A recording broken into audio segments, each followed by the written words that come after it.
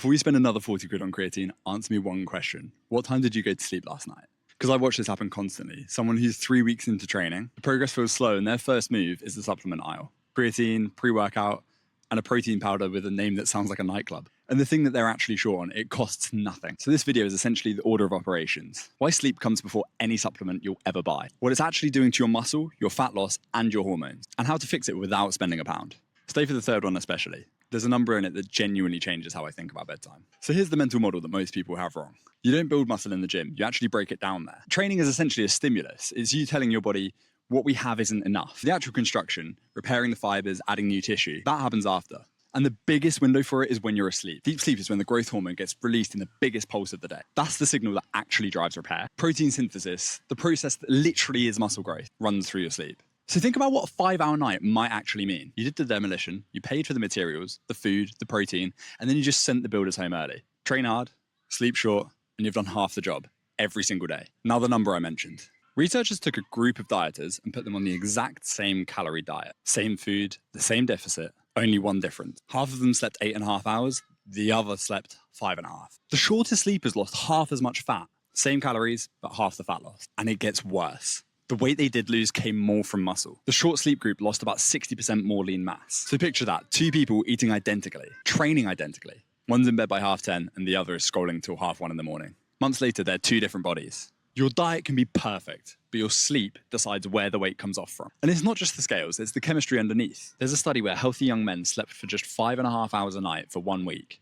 Just 1 week, and their testosterone dropped by 15%. For context, that's roughly what a decade of aging does. Testosterone is the environment that your muscle grows in. You can't outtrain a bad environment. Then there's hunger. Short sleep pushes ghrelin up.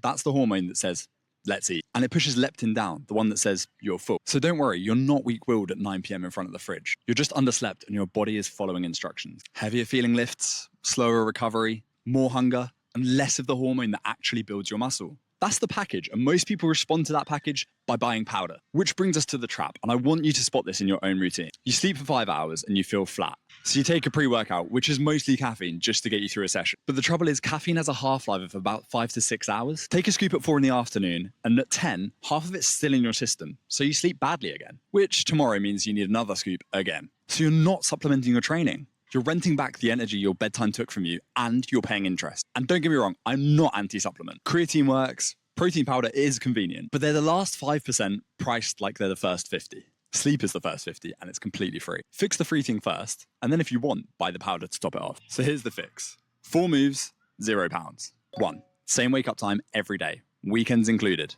Your body runs on rhythm, and your wake time is like an anchor. Set that, and the sleepy feeling in the evening arrives on schedule. 2.